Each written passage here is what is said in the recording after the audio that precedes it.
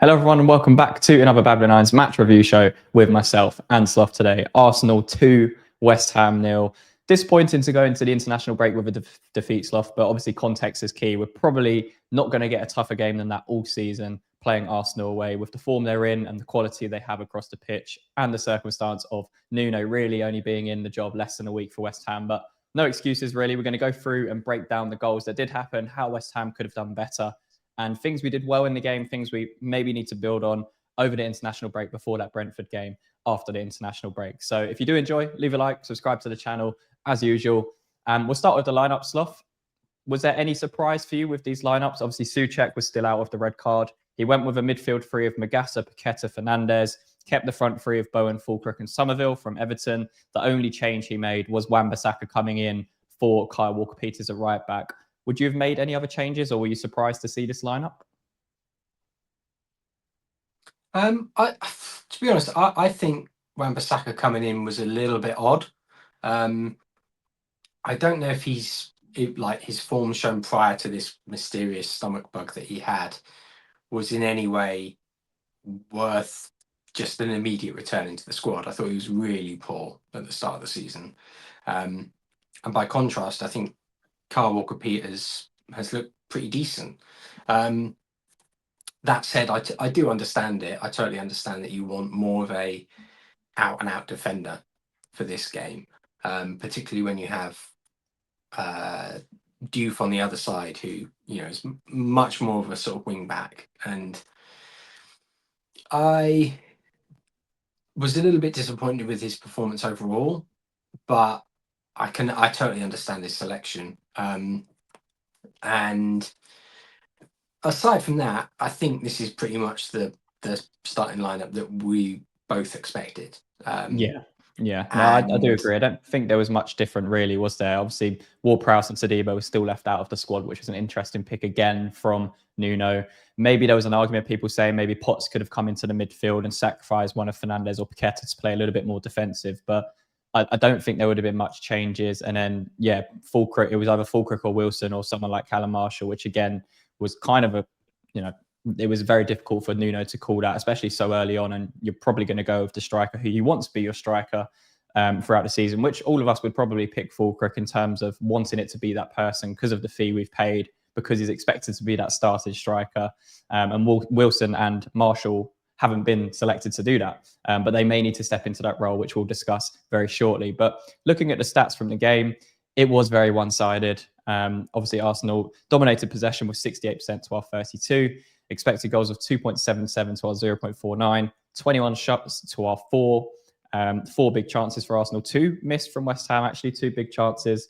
Obviously, a lot more passes for Arsenal and corners as well. And you can see the momentum there. There wasn't really too much for West Ham to shout about, other than a couple of moments from set pieces. But what did you make from West Ham? And we're going to talk through the goals specifically that happened for Arsenal. But the approach from Nuno throughout 90 minutes off, what did you make of it? Because I've seen some fans say, look, we looked a lot more defensively strong, and that needs to be recognised. We're going to, one of the most tough games in the league in Arsenal, and we've put in a decent defensive display, but there wasn't the balance. There wasn't the balance going forwards, and we lacked that attacking input as well. And we only really had 4 shots, which is not a lot, and there wasn't many moments for West Ham in the game. So what side do you sit on? How do you view that 90-minute period and how Nuno set up against Arsenal?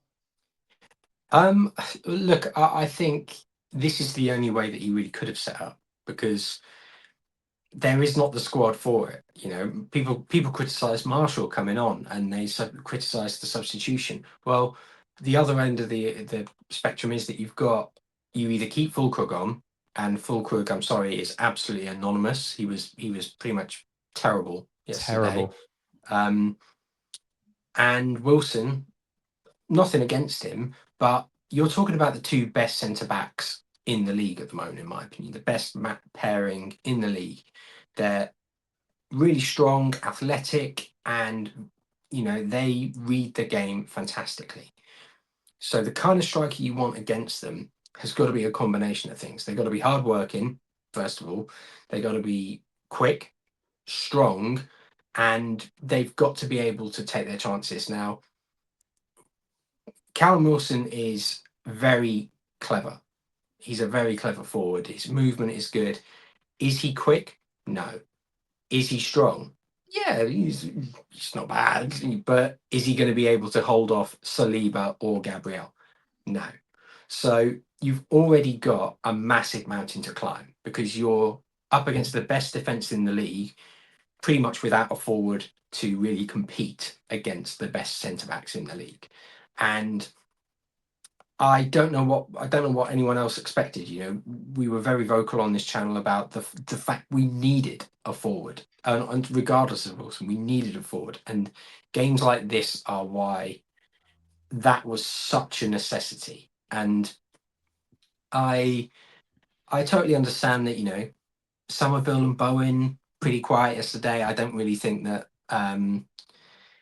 that's on them either. That again, this is probably you could argue the best defense in Europe, and they kept us quiet because they looked very good yesterday. Now, it wasn't a case of the Spurs game where, you know, I've said about that. We never made them work. We never made them step out of second gear. We did frustrate Arsenal at times because we looked better defensively. And I think that when people go, oh, you have to give context, perfect, because we frustrated them. We didn't concede a goal from set pieces, which coming into this, we all thought we'd concede multiple goals. Yeah, that's a from miracle. set pieces. Yeah, you know, I think that's a huge Does a step penalty on. count as a set piece? No. No. If it does, then that's I'm gonna kind of paraphrase the Sean Dyche meme and say, you know, that's just some woke nonsense. But it's I think the fact that we lack an attacking threat is purely down to the fact that we haven't invested in a striker, a good striker, and that's not on Nuno. Yeah. You know, we'd be looking at potentially having to play Paqueta as a false nine or whatever it might be, and that is the exact reaction I'd expect. You know, Well, I actually think that might be our best solution at the moment, which again 100%. points to the issues that we didn't address in transfer window, where Lucas Paqueta being the false nine is probably the best way going forwards for West Ham, which again shouldn't be the case. I think the problem is that even with Paqueta as a false nine, he's not a goal scorer. Like he's not a goal scorer. He's not a forward in that sense, and he will offer you a lot. Like he will bring Somerville and Bowen into play more, but is he really gonna, you know, offer much more in the sense of being able to create chances for himself or just quickly finish things, understand the movement needed that someone like Callum Wilson might need? No, he's not going to be able to do that. So I think you've got a double-edged sword with West Ham at the moment, and I think Callum Marshall is a good way to kind of highlight that to the board. You know, I think that substitute was done deliberately to say, look, it's nothing against Callum Marshall. It's not me criticizing Marshall, and it's not me saying that Nuno sees it as that sort of move either. But I think it's a very bold move to put him in instead of Wilson, and I think it's done deliberately. Yeah. But I think the wider issue is that again, we just look we look better in midfield, but we still have those same issues. And I think it's something that again Nuno is addressing. We're not as easy to beat purely because at the moment we're not playing James Ward-Prowse. You know, I think it's really important to stress that again, this isn't a personal dig at James Ward-Prowse, but the difference between an athletic midfielder in there or someone just defensively disciplined and able to compete physically is night and day. It's huge. And I think while we've still got these kind of stop gaps and issues around the squad as a whole, we're going to see results like this until we get to that January window. Yeah, no, I definitely agree. I think, throughout the 90 minutes, I just don't think there was enough there for West Ham to really cause Arsenal problems. I don't think we got Bowen in the game enough. I think Somerville showed a couple of moments, but again, there just wasn't anything really from West Ham. And again, that's credit to Arsenal, the way they're setting up, and they were much better than us yesterday. And when we take a look at Arsenal's first goal, again, really frustrating defensively from West Ham. I've known Nuno would be frustrated about how this came about, but we take a look here. We're kind of in our shape. So there's been a ball played over the top to Saka. We can see here the back four highlighted, and then our midfield three there of Magassa, Fernandez, and Paqueta. And to be honest, we did a decent job at it throughout the first half, at nullifying that threat. Obviously, Odegaard went off quite early. Zubimendi came on, and Rice pushed forwards. But this is one occasion where we switch off. And it starts with Paqueta kind of running out to Saka, which again, okay, fine. But then you need to make sure as a player, you're aware that that's a gap that's been left in midfield. And Somerville needs to recognize that, which you can see on the left-hand side. And what happens is Saka just controls it, brings it back forwards, and Somerville's standing still. He's on his toes. And because Paqueta's vacated that middle space, we can see that Eze's on Fernandez there, so he's occupying that player. Magassa's marking Rice on the other side. So Somerville just needs to drop in here. He needs to recognise that Paqueta's actually occupying his position and he needs to fill in. But he doesn't do that. And it allows that space to be created for Zubimendi to receive the ball. And then we find ourselves in this position again. I thought a few times in the first half, there was a couple of these moments where Arsenal were playing the ball in behind us and we were struggling to deal with that a little bit, or track runners. And again, it's a lapse in concentration. So Eze is very clever here. He obviously drifts out a little bit to get away from Fernandez. And then as the ball's about to be played, he makes that dart and run in behind. And Fernandez is almost stood still. He gets caught square on the ball. And Eze makes a very intelligent run behind, connects with the ball. And then you're asking one of Keelman or Mavropanos to drift, really Keelman, to try and close that space if possible. But that doesn't happen. He kind of stays where he is, which again, I'm not saying it's his fault. It's kind of a lapse of concentration in Fernandez. Eze gets the shot off. And then we can see here with Rice and Magassa. So obviously Magassa was marking Rice in the build up to this. And as soon as the shot happens, it obviously rebounds out into this position. And again, it's just about being on your toes, anticipating danger. We've seen it there. Somerville in the first phase, Fernandez in the second phase, and then Magassa in the final phase. Just struggling to do that, failing to do that. And then the ball comes out and Magassa can't react quick enough. And Rice is reacting quick enough. And he just scores a nice goal, but again, into pretty much an empty net. And Arsenal finds themselves 1-0 up. But again, individual moments of lapse of concentration that Nuno won't really tolerate, especially when we're trying to be compact in games like this. So, yeah, what did you make of the first goal? But it's really interesting because I was in my own little group chat talking about this goal, and I said, watch Paqueta.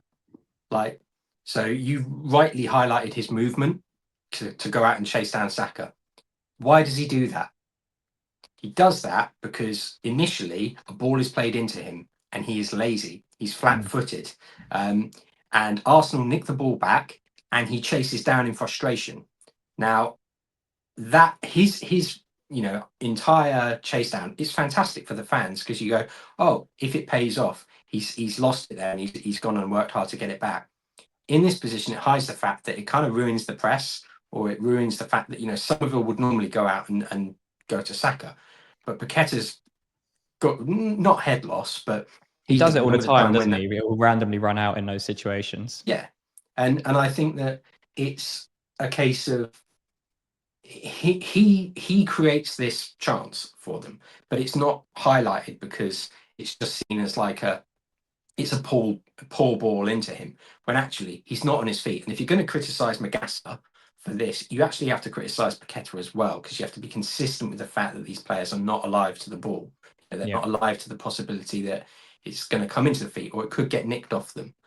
And I think Magassa, obviously, if he's alive there, like if he's looking and wary of the situation, rising behind him, who he should be picking up, they don't score. So he takes more of the blame. But the whole situation comes about because Paqueta is a bit lazy and not aware of what's happening around him. And I think that is the key point about this goal, is that just too many individual errors, too much individual, not even ball watching, but just losing their markers, losing lack of attention, and staying switched on massively costs us. Against the top teams, it's going to cost you every single time you do it. You're either going to concede set pieces or you're going to concede a goal like this. But I think, as you get lower down the table, you can do these things a little bit more and it's not going to cost you as much. But this is something we need to address, and happened against Sunderland, is that, you know, it's getting to the level of the league now where the chances that you'll get punished are higher and higher against anyone. So for me, I think this is where Nuno will be pulling his hair out, and he'll have watched that and he'll go, we need to be alive to this. And it just speaks volumes to me about what on earth Potter must have been doing in training sessions, that these players just think they can let the ball come to their feet. And it's really frustrating. Yeah, frustrating goal to concede, especially because we were, getting close to half time, and the state of the game there kind of gone into a bit of a lull. There wasn't too much happening. Obviously, Eze had a huge chance before that as well that he should have scored. But yeah, we went into half time 1-0 down. Didn't really threaten much in the second half either. I think we were kind of stuck between two places of going for it a little bit more and risking that second goal happening, and then maybe just sitting in a little bit tighter, getting later into the game, and then maybe going for it. He obviously brought on, as you mentioned, Potts and Marshall in a double substitution.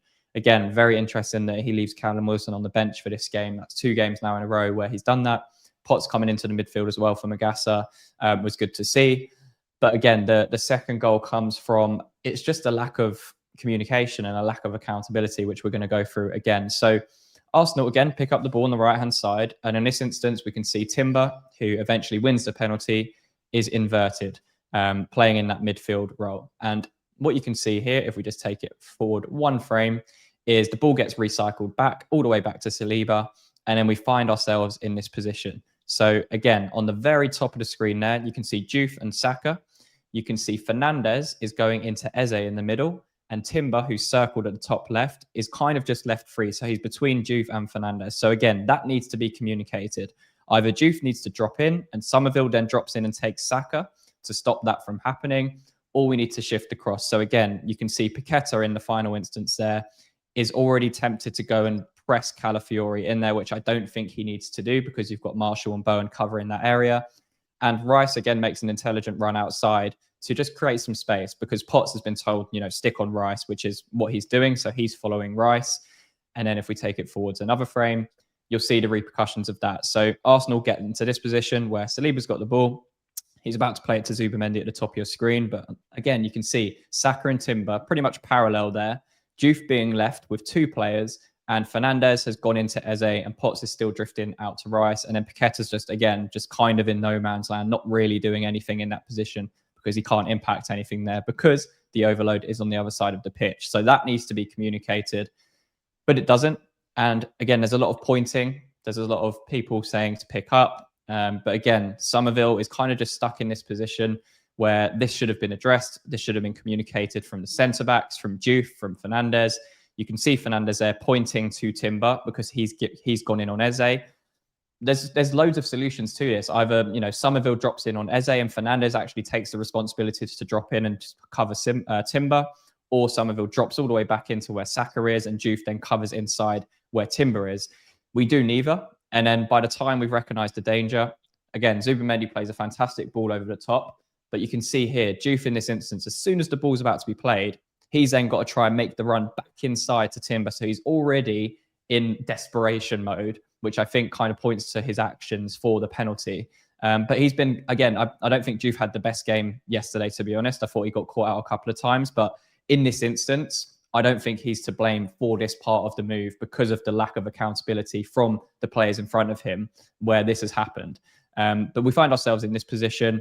And then again, Timber takes a nice touch. The contact happens outside. Diouf's desperate to try and get goal side. It's a very silly tackle. I think he gives the ref a decision to make.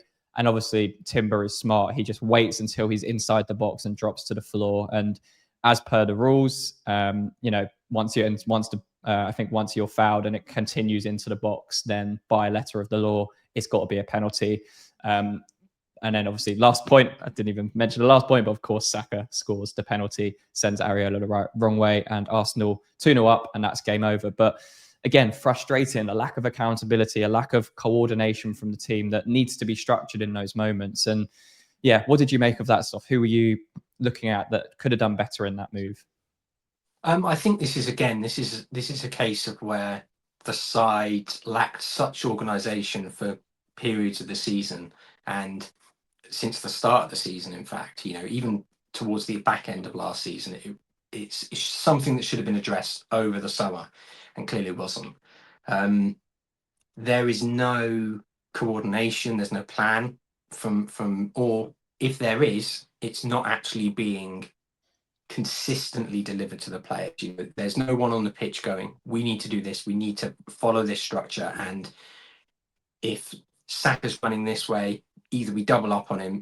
They're giving out instructions that have been planned in training sessions.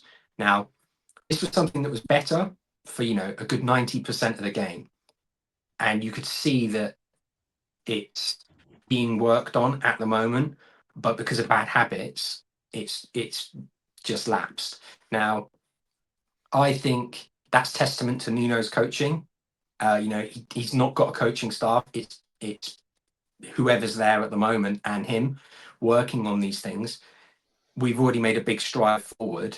However, these things are not basics of football, because coordinating a press isn't always easy. But from a defensive point of view, just talking and communicating is very basic stuff. And I think with Diouf, I mentioned on my Twitter that I think he had the sort of game that Scholes had away at Anfield, where he's not necessarily had a bad game. He's just come up against one of the best wingers in the country, like one of the best teams in the country, and he's kind of made a couple of errors, and that's fine. He will grow and he will learn from this, but unfortunately, it's something that directly causes the penalty. And I've seen a few fans complain about it. Don't get me wrong, I totally understand the complaints because it's frustrating. And like you said, he's very smart with how he goes about winning the foul. And I think that it's one of those things that personally I would change. I think this whole thing about continuing the contact into the area, unless it's something like holding or it's an issue where, say, they're scrapping or something and a punch happens in the area, something like that, then you don't give a penalty. Give it where the initial foul takes place, because otherwise it's just these silly things happen and fans go, I don't understand this, and they get frustrated. And as well, I think this is also the kind of thing that teams like West Ham see given against them, we don't get a penalty for, and fans become even more frustrated because of that. So for me, this is not just Diouf's fault. He does get a bit more criticism because it's a silly challenge.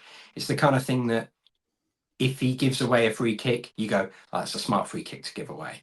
And they inevitably probably score from the free kick as well. But you go, oh, well, he's made the challenge there and it's not that bad. But I think it's just a bit sloppy overall, isn't it?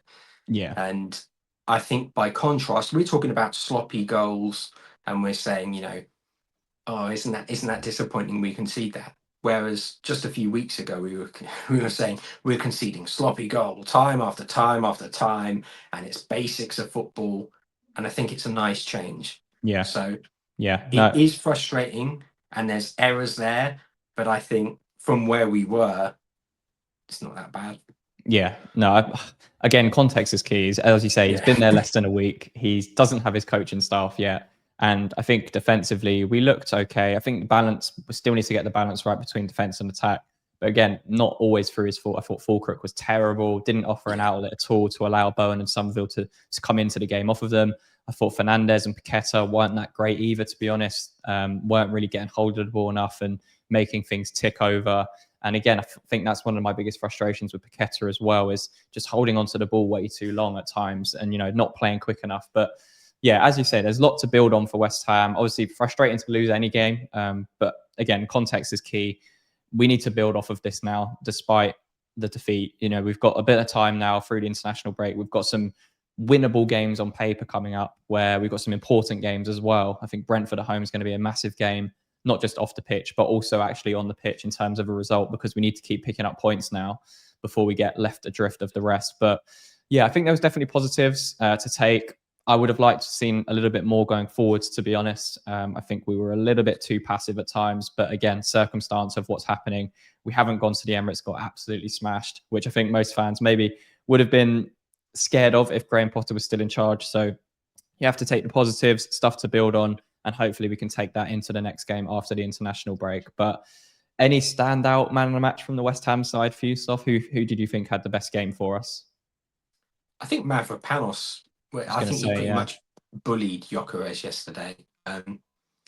And I think he was probably the standout player. I thought Max Kilman was poor again. I thought he was easily the worst defender, which we've just criticised Diouf. But I think Kilman he looks a completely different player to the one last season. yeah, And hopefully Nuno can really address that. But yeah, yeah. for me, Mavropanos was physically dominant yesterday, and hopefully we see more performances like that going forward. Yeah, agreed. Yep, I would definitely say Mavropanos was a standout for West Ham yesterday. But yeah, frustrating to lose. We go into now to the international break with another defeat. But again, as you said, context is key. Hopefully, we can work on the things that we've illustrated here and get a more cohesive, compact unit for Nuno to work with. And then again, using that platform going forwards with the likes of Somerville and Bowen and a striker that is competent enough to play in that solo striker role. But again, interesting to see what Nuno's going to do there against Brentford. Does he stick with Fulkirk? Does Wilson come in? Does he actually give Marshall a start? Or does he move Paqueta to striker and bring in a midfielder with Souček now back available after the international break as well? But yeah, let us know down below in the comments, what did you make of the game against Arsenal yesterday in that defeat to Mikel Arteta's side? Who did you think played well? Who do you think needs to be dropped? What would you change for the Brentford game after the international break? But yeah, if you enjoyed if you enjoyed the breakdown, leave a like, subscribe to the channel for more content, and sloth. Until the next one. Come on, your irons.